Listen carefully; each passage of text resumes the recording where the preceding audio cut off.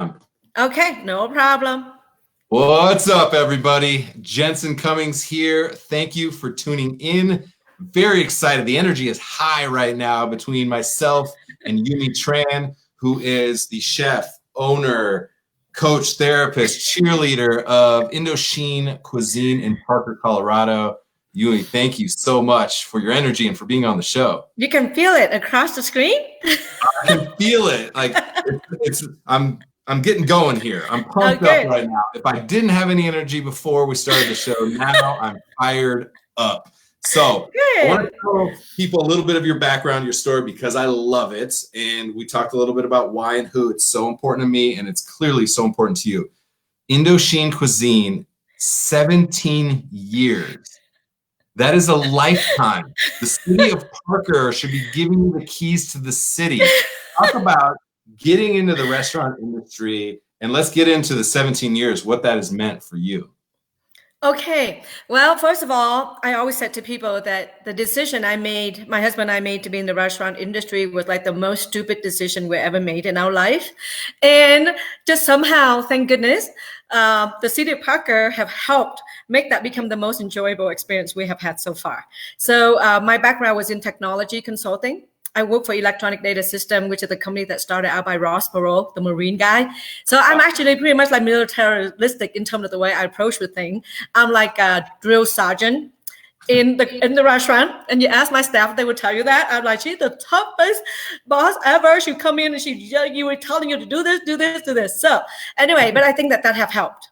Right, to create the processes that we needed at the restaurant. So anyway, so I thought the restaurant was really easy because I saw on Food Network, oh my God, they walk around, they look beautiful. So I had my high heel done. I got my custom made dresses so then I can open my restaurant and just stand in front of the hostess desk and looking pretty and greet my customers, because I love people. Well, within about 30 minutes of the grand opening, I having to let go of my high heel and coming into the kitchen and kind of dug in and start washing dishes, cooking. And people always ask me how come I become now an executive chef? I say, well, first of all, I'm giving myself that title because I think I deserve it after 17 years. But I also learned a lot from my knife skills and everything through YouTube. So. Wow. Ming Tsai, that's the one that I've learned how to cut bell pepper, the way how he cut the both end and slit in the middle and cut and flatten it out. And all of my cooks at my restaurant, if you ever hired them, once they leave me, you will know they come from my restaurant because that's the Ming Tsai method. How amazing is it for you that Ming Tsai was on the show on Monday? I know. You're on the show on Friday. You are now forever connected with Ming Tsai in another way. I love it. Yes. I loved it too. So, but that's how we did it. And then, of course, we thought, okay, it's an easy business to go in, let's do pho. 17 years ago, we want to do pho in Parker. I don't really care for pho because I cannot really have MSG. And this is not mental. This actually, I got intolerance.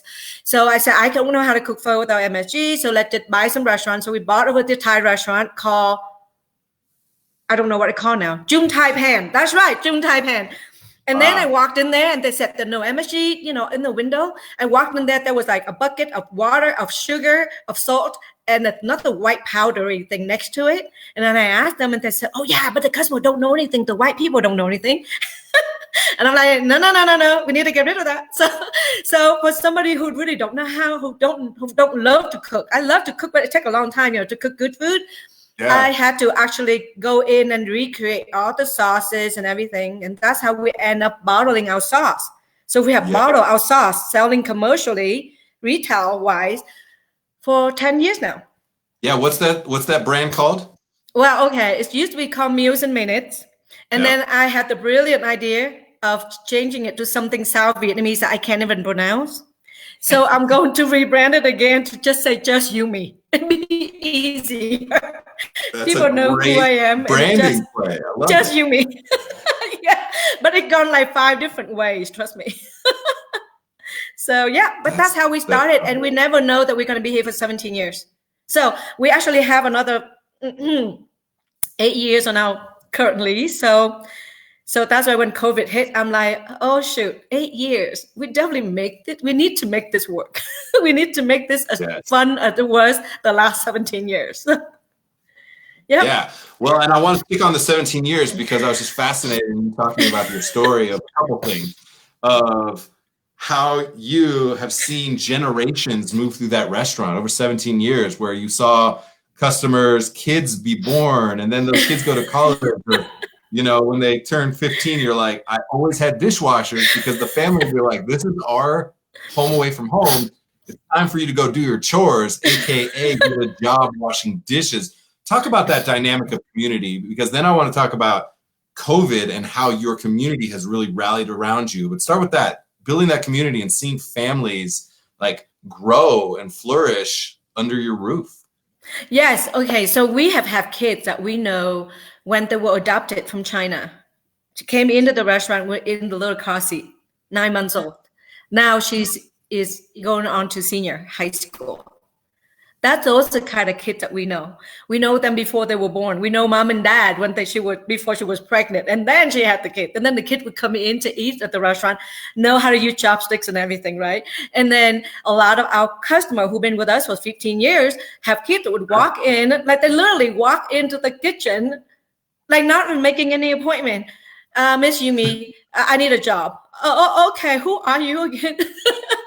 But most of the time, because we know the kids, and a lot of times the parents want them to work for us. So they would always, poking the kid to say like, okay, Miss Yume said when you're 15, you can start working maybe at the front or maybe do something in the back. But I try to be like about 16, because they can cut their finger and do all sort of crazy thing. And then, so then once they work through it, one of the guy left to go to college, and guess what he did? He come back in the summer, during his summer, he would work, and then he would take his brother in. Yeah, this boy name is Nick. And then he'd take his brother, Josh, into work. And then Josh would work all the way until Josh now is in college. But guess what now? Josh is in the summer in Montana. So Josh is coming back in Parker, stay with his grandparents. And then he would work again next week. And we always make room for our kids. He always said, Miss Yume, can I come in? And one of the boys we have joined the Air Force, right? He actually trained on survival skills. But every time he come home to visit his family last Christmas, he would text me first. He said, I'll be home for 9 days. Can I work? And I'm thinking, let me talk to your mother first to see what plan she has for your family. And I'll find out that they have like Cirque du Soleil to go to, on the 19th. And then I said to him, you had to go to this one. He said, I know. I said, are you sure you want to work through the whole time? The 24th, the 25th, we're not open the 25th. He go, yeah, I want to work. So yeah, I scheduled him 7 days. It's so great. And I just kind of blend, and they just walked in as though that's their business. That he walked in, and all the new kids are like, who is this guy coming in and not bossing us around, but saying like, do this, do that. I said, oh yeah, he'd been here 4 years ago, blah, blah, blah. So it's just so wonderful. I just feel like we have a wonderful, but I had to tell you a really touching story.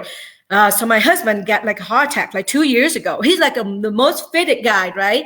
Just that he went visit his family in California, San Jose. And then all of a sudden he didn't feel good, And then he went in, and next thing you know, you're going to have an open heart surgery the next day.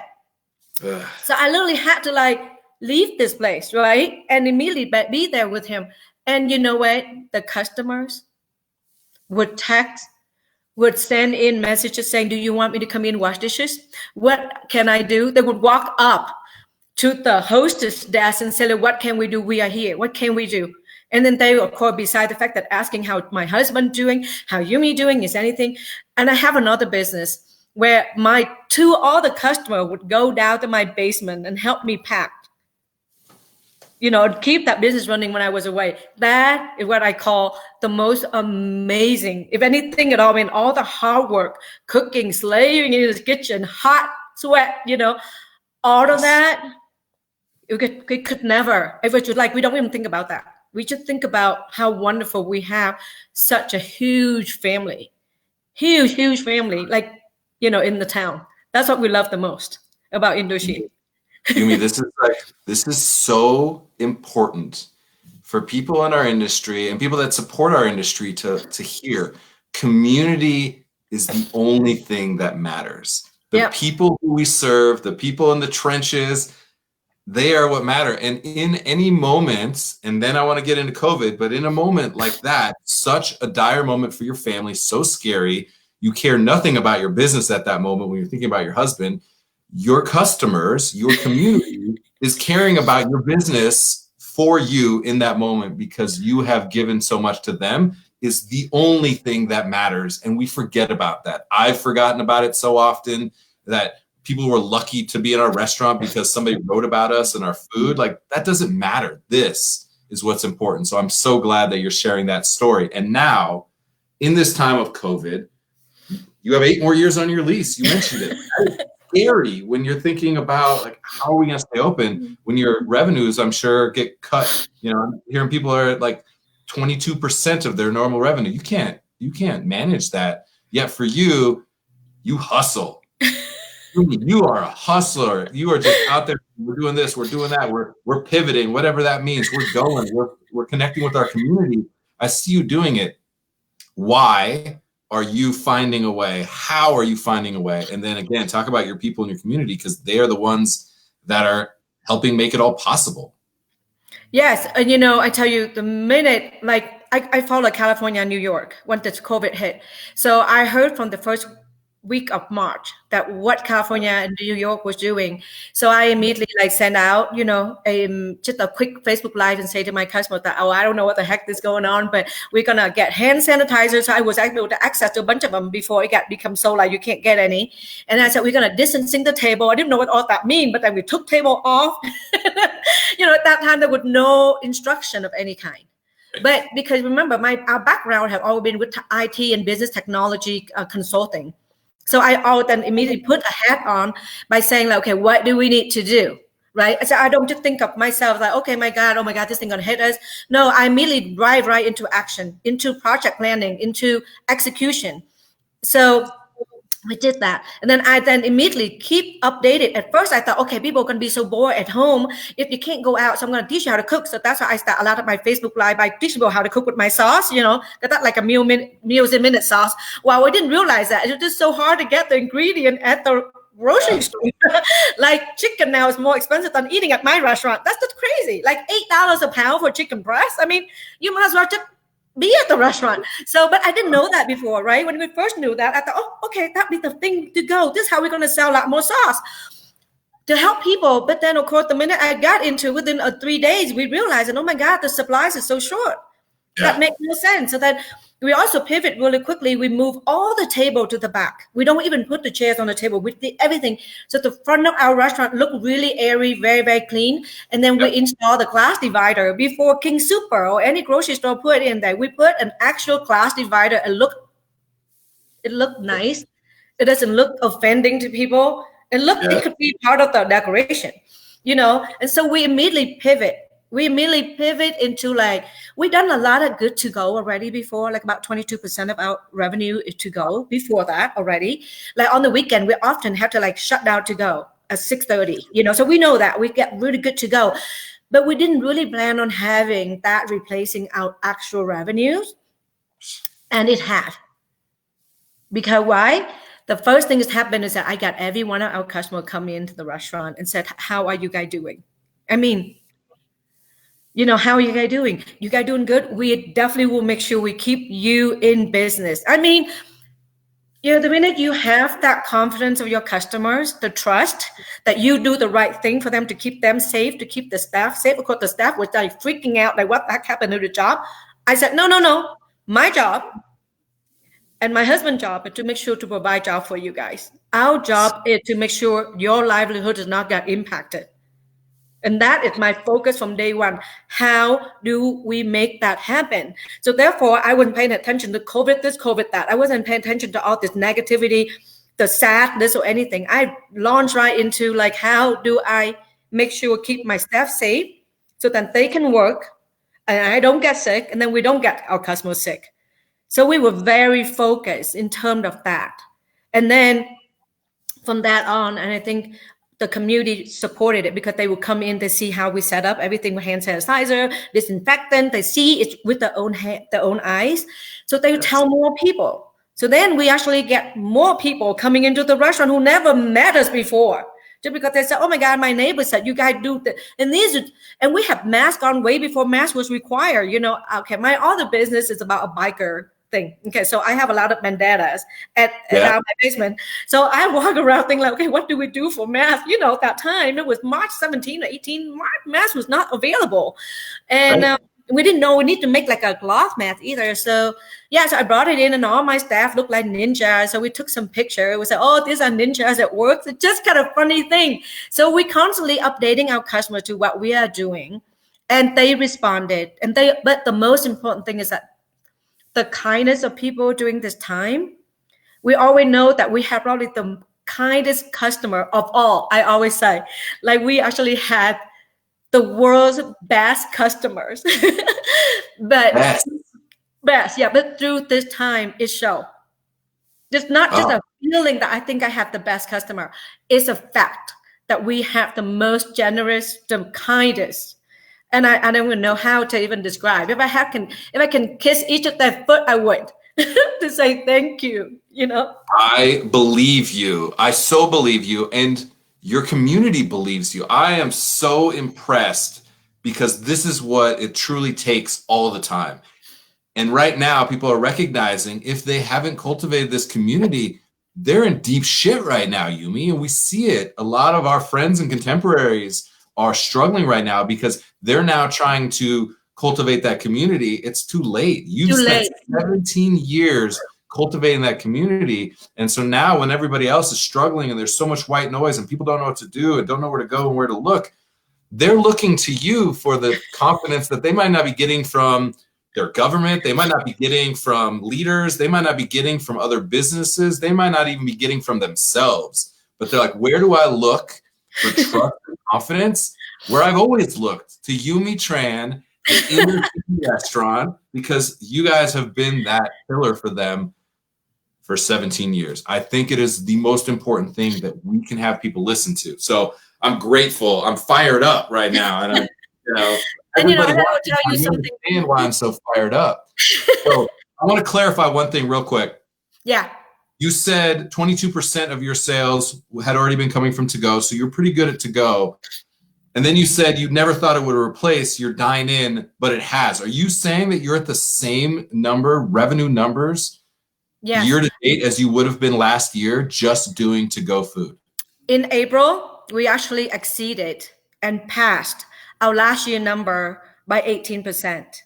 And so far in May, we are heading into more than last year also by about 20%. As a matter of fact, our to-go, and I tell you something, this to show the kindness of people in Parker. Okay, I'll wait now sometime on the weekend, especially like about an hour and a half. And we have trained our staff the minute they pick up the phone to say, I'm so sorry, like about 5 o'clock. Right now, the wait is about 1 hour and a half. Would you still want to put in your order? Very few would give us a hard time. Not women give a hard time. They go, oh, God, no. Okay, we're going to order from you next time. They're being so nice about it. They're not being like, what do you mean? Blah, blah, blah. When I hear other people say that customer do that, I would say 99.999% our customer would be like, okay, I put in an order. I'll wait. And we were like, are you sure? I mean, we teach our staff, because I care a lot. I mean, like on Facebook Messenger, if anybody say anything at all, I would always write on there. I don't really do Yelp, and this is what I'm going to say. Because Yelper, for me, really, they don't take an interest and see how you're successful. Right. Because people who care enough to send you a private message, they know how to reach you. They send it to your email. They send it to your private messenger. That they give you the opportunity to let you know, hey, I was there. I loved everything, but today the food was kind of dry, blah, blah. So then you can do something about it. Yes. That's how they help you. That show kindness. People that go onto Yelp and go onto Google, I don't believe that. So therefore, I'm probably one of the restaurants that do really huge volume that have never responded to one single Yelp review. And I said that with proud because I don't want to spend that energy there. I want to spend the energy with people who care enough, right, to tell me so that I can fix it. give me the opportunity to fix it. As a matter of fact, even a lot of the group even in Parker is so amazing. There's people that just spend their time creating all this local food group or something like that. And I will tell you, I don't really belong to those groups. I know the groups are there, and I know a lot of people talk about Indochine. They are good stuff. But because I tried to stay focused on doing the best we can and touching base with people who care enough about us, care enough about their experience to let us know how it was for them so that we can fix it. You can't really fix it by going onto a group and talk about it. So it become like a local Yelper, which so I'm kind of unconventional in that sense. We do everything with the heart. So we want to only deal with people that we know the comments that come from the heart. It's not to show off that they ate at this restaurant and they did that kind of stuff. Oh, I know my Thai food and none of that. We don't really want to spend energy on that. And you know what?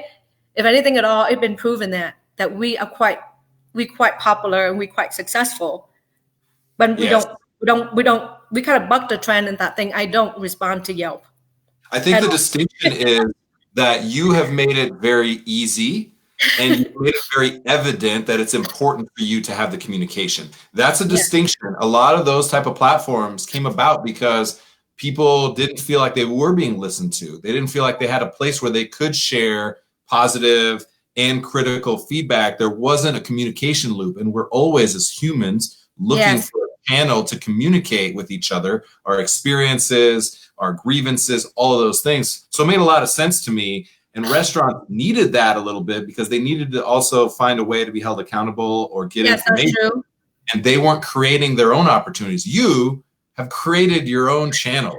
It's the Yume Tran channel, and people love that channel. And I always think about Gary Vaynerchuk talks about being the mayor of your town. Yume, you are the mayor of Parker. And right now, people are looking to leadership, to somebody who's going to make them feel normal, supported, confident in the interaction. And that's what's playing out right now. That is a very important distinction. Actually, my good friend Mike Wade is the mayor of town, and he always involved in some of my activity. Like when we give a little graduation party for our staff. We have 6 seniors are leaving, so when we're doing this little, we give them and their family and their friend, whatever, up to 10 people, social distancing, whatever, in the back of Indochine. Yeah, he comes to every one of them to say, hey, I'm the man. I recognize you graduating because the principal wouldn't be there. So, but they are doing a good job in Parker, and it's a very supportive community. I mean, to be in business during this time,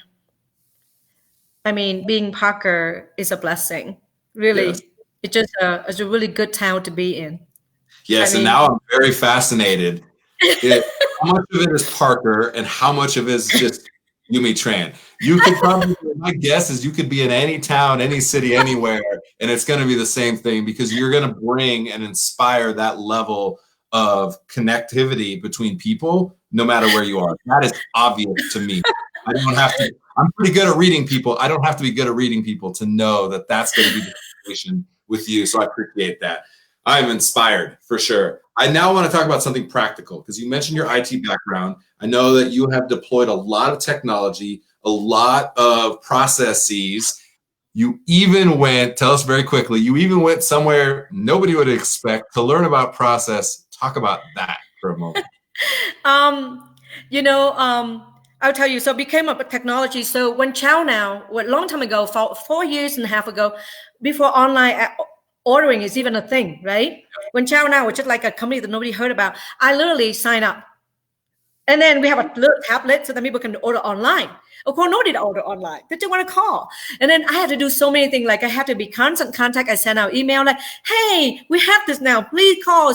And I intentionally keep my phone line to just one phone so that we can do the call waiting. You know what I mean? So then when people were like, oh my God, I was on the phone for like 30 minutes. I said, oh, the next time order online. Thank goodness that moved 4 years ago. Somehow now we do almost half of our volume sometimes through that tablet because they can't get through the phone. So we were able to service our customer, and we can actually go on that tablet and you can tell them like, oh no, it's going to be 2 hours. You know what I'm saying? Versus if they call on you and you have to talk to them, and then we actually signed up with Grubhub and DoorDash, but we literally, right, immediately I said to my staff, we have everything on our phone, so I cut them off at a certain time. When they got really busy, I cut off DoorDash, I cut off Grubhub, and I make sure I keep their revenue from that third party. I understand they have to get their fee, right? People have to make money, outrageous, but they need to get their fee. I only want to keep the revenue from them down to like less than 20%, so that I know that I still make money. So I don't think of them as an enemy. I look at them as a supplemental to what I need. On a slower day, which we haven't had any, but on a slower day, okay, turn them on full. The minute weekend start, I'll shut them off at 4:30. So, I still have them there as supporting for me as a backup, but not to relying on them, because there are many restaurants right now. I know they're bitter about DoorDash and Grubhub and all those guys, because 90% of their business come from these service providers. They took up to 20-some%. That's your profit, right? Yeah, and then of course we double down on our marketing. I literally still keep the same Facebook ad marketing team, still continue to send out, because we want things to be as normal as possible. And our messaging not about COVID. We don't talk about that. We talk about, hey, how about buy one free? I established this grab and go fridge. Saw that. Yeah. And then now I actually have my own little group called Just Yume Food Group. So then I can tell my fan who have been eating this food now for, 17 years, probably got so sick of it. Another into what I like to eat that we don't offer at the restaurant, because it's just not scalable. So now I have another group that I'm doing. So it's all day something that we kind of fun. And I try to make my messages fun. In addition, like we're going to be doing live about how we're going to be opening up. We're already talking about what we're going to be building out in terms of divider that make it look artsy, artistically done, all of that. So I like to be able to walk my customer, my friend, through the thinking that we're going. We have a 60-day plan of when we know we're going to be reopened. Are we reopening right away? Not really. But this is our plan to get us there, and why we are doing things step by step by step. So that's what we're doing, but to keep things a lot more positive. I don't like to say, oh my God, you don't wear masks, you're going to kill somebody. I wear masks all day. Our staff got custom-made masks, like Bronco, Avalanche, whatever. And then, so we make it fun. Every day I come in and I be dribbling out masks. So now they all have like 3 or 4 or 5. So we make that become fun. And I post my face with mask all the time. It become a fashion. So I'm like, my God, why are you wearing masks like a freedom? Well, I'm not dogging anybody, but I'm just saying, like, take the opportunity and do something fun with it. Like now I just bling out my mask, just wearing masks is, trust me, in the kitchen, it's really hard. I can't breathe. Yesterday, I thought I'm going to faint. It's so hot and so busy. But you know what? I thought, tonight I'm going to come home and bling out my mask, so. I love it. All right. We're gonna wrap up here a second, and I'll get your playlist. But you got to tell people about you going and working at Panda Express. I thought it was the best thing I've ever heard. Okay, first of all, I don't have any playlist. I listen to all the Air Supply all day. If you ever walk into Indochine, you see Air Supply and Journey all the time. I have not moved away from the 80s. So, okay, I'm stuck there. Okay. And so I don't actually read many books because I actually don't have time. I actually just kind of, helping people do some other thing. I mentor a lot of people, different kind of businesses online. So I do that for free. So, and then, yes, about 8 years ago, I applied at Panda Express when I actually were owning my restaurant, of course. By then, I already owned by 8 years already, because I wanted to learn the process. I want to know how they cut those darn bell peppers so neat, square, and how they line them up. And then I also want to learn their processes. So I went in, applied, gone through 3 different interviews, and got accepted. And they asked me what Panda Express I want to work at. And I said, as far away at Parker as I can. So they sent me over near, like, in Hampton and whatever over there, near Highlands Ranch area.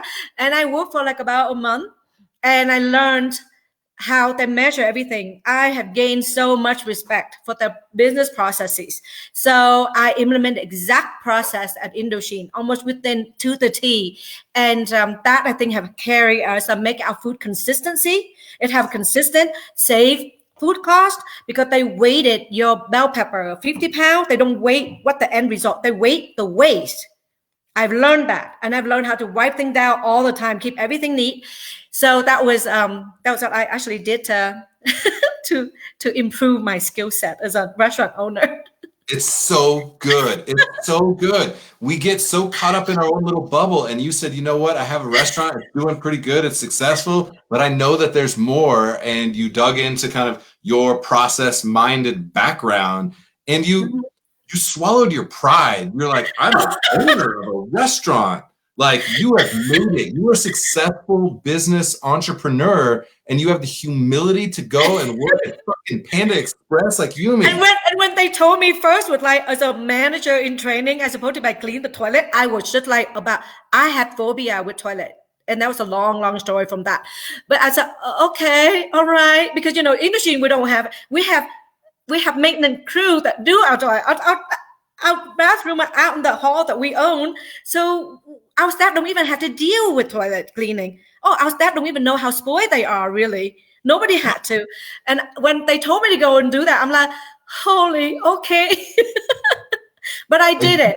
You did it. You did it. This is so important.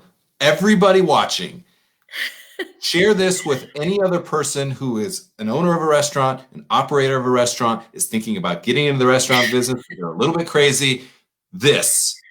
Everything that Yume just said, this is the roadmap, the model to be successful in this business. Full stop, the end. This is it. You're going to have personal decisions therein, but the humility that you just showed, the gumption, the way that you think about process and people in equal measure and importance, the way that you're cultivating community, the way that you communicate, it's all of the things. All right. I am not surprised. And your energy is through the roof. I love it. I am so inspired by this conversation. I am so grateful that we connected and got to have this conversation. Thank you for having me. Very closely. And now I have to get my ass down to Parker because I want to get food out of that grab and go just to support the work that you're doing. And I'm way up in Westminster, but this is why people will go and be a part of your community, because it's infectious. The kind of infectious that we need right now is your positive energy outlook and your hustle. Yume, thank you for being on the show. Thank you for having me. Isn't it? All right. You got work to do. Go hustle. I'll talk to you later. Take care. Have a good day. Bye. There's nothing for me to say. She said it all. I hope that people watching right now, you share this and tag anybody who needs to hear this from just a motivation and positivity standpoint, from somebody who's in the restaurant right now that going, I don't know what the hell to do. Like, how do we push through this? It seems impossible. Here's the thing though. She has spent 17 years cultivating that community, and that is showing. If you feel like you don't have that right now, today, right now, is a moment to go and start investing in your people, investing in your community, because that is the only thing that matters. We didn't talk about the food that she serves. We talked about who she is, who she serves, who's in the trenches, why she is so motivated, because it's her responsibility to make sure that the livelihood of her staff is never affected by this. She's winning. She's up 18%. You know, and it makes sense for me. Pizza in certain categories being obvious for us, you know, like Thai with a little bit of fusion is not necessarily the brand that I think of being like, yep, obviously they would be up in this time when other people are down. This is so important. You all now know who Yume Tran is, and you are lucky, and I am luckier and better for it. Wow. This is funny. My next guest, also a Tran, T. Tran, chef of Ace Eat and Serve, part of the Special Sauce group, Josh Wolkin's group that also has Steuben's, as well as iconic Vesta, is going to be on in about 25 minutes. Pivot. We talked about her pivot. His pivot, they went early on. Got together with a couple of partners, and they are also now Mile High Disinfectant Services. They're dressing up like a bunch of Ghostbusters, going in and killing some coronavirus. love it. So impressed. From really, really high-end inspired food, Asian focused cuisine to a disinfectant company supporting restaurants, especially.